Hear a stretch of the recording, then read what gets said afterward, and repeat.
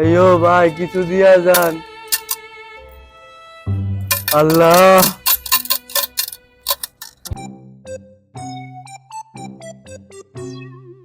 কিরে সজন না তুই? হ্যাঁ।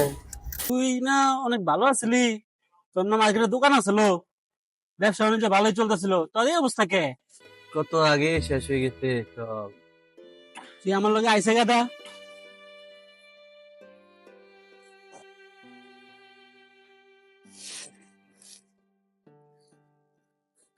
এনে করে টাকা নে, টাকা নিয়ে বিজনেসটা বাড়া, আবার নতুন করে বিজনেস শুরু কর।